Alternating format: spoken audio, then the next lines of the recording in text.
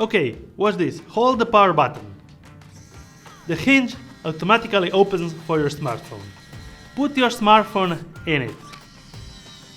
And it automatically closes and you are ready to go in just 5 seconds. How great it is!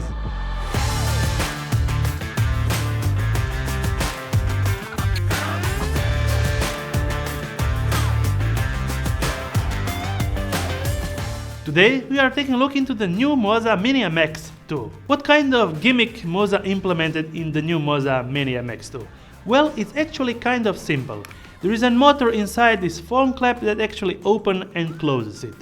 And for the good, there's also a proximity sensor that recognizes that you are actually putting your phone on it, and it closes after it recognizes your smartphone and you are ready to go in seconds. So let's do it again.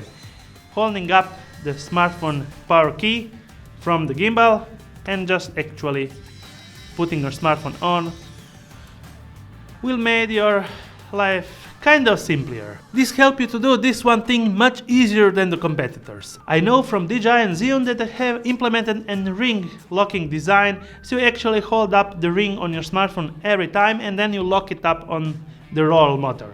Well, this is actually my favorite way of actually mounting my phone. I don't want any ring or attachment that actually stands every time on my phone to have it actually mounted on the smartphone gimbal.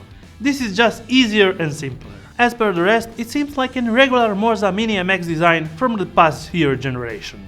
We went outside to understand all the features. Even if you use your wide-angle camera, you will not have the visible clamp or anything else in your way while filming, because the motor is slim and pushed to the right.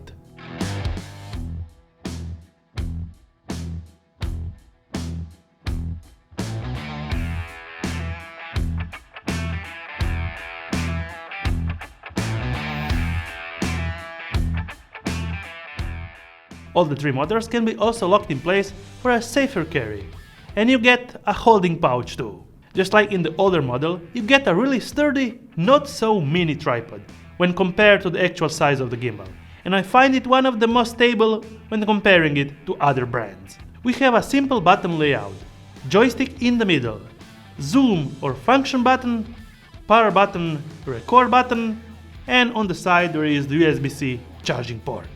Under it there is the battery status with 3 LEDs. On the back there is a commonly used trigger key. Single click and hold all locked, double click and hold top speed mode. 1 click, follow object in center.